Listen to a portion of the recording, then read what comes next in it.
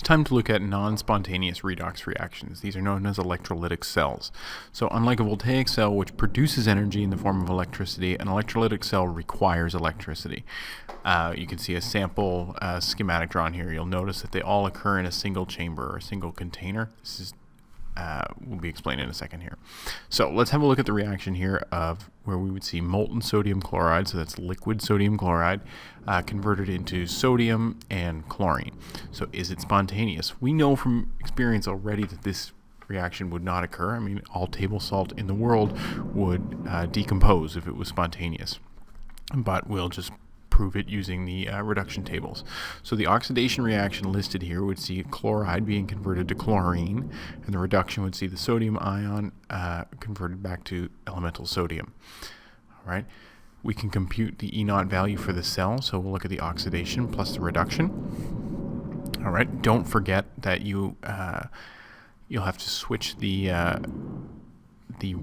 standard reduction potential value, all right, into an oxidation. So we know that we just identified that chloride is oxidized to chlorine. So we'll switch that positive 1.36 to negative 1.36. All right, we'll add these two values together, and we should come away with negative 4.07 volts for this process. All right. Now, the fact that the sign of the E0 value for the cell is negative tells us it's non-spontaneous. Okay, this confirms what we already know. So now let's look at this reaction. Let's say we want to carry out this reaction. Okay, this is what IB and your textbook refer to as electrolysis of molten salts. So this is where we would take an ionic compound, heat it to the point where it would turn into a liquid. The liquid would contain sodium ions and chloride ions. What we then do is, in this container, we would insert two inert electrodes connected via a power supply. So the common power supply notation you can see here on the screen. Okay, the long arm of it represents the positive side, and the small arm is the negative side. So this is essentially a battery. Electrons flow from positive to negative through the power supply like this. All right, the inert electrodes that we would use are either graphite or platinum. The platinum works a little bit better, but graphite is very cheap relative to platinum, so most of the time we'll just use graphite.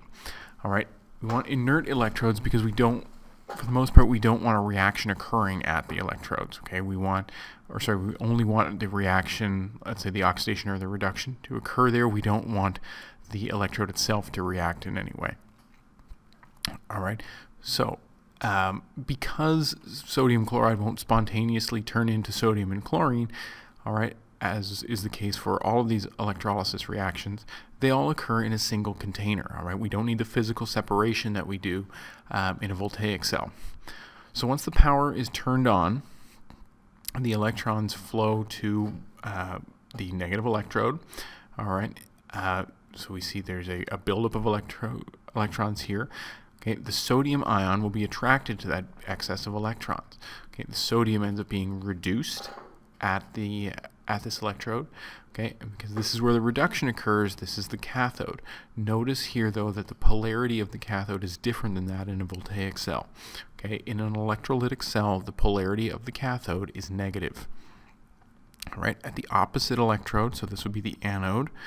Right, the chloride ions are attracted and then they are oxidized. Okay, electrons are passed back up through the,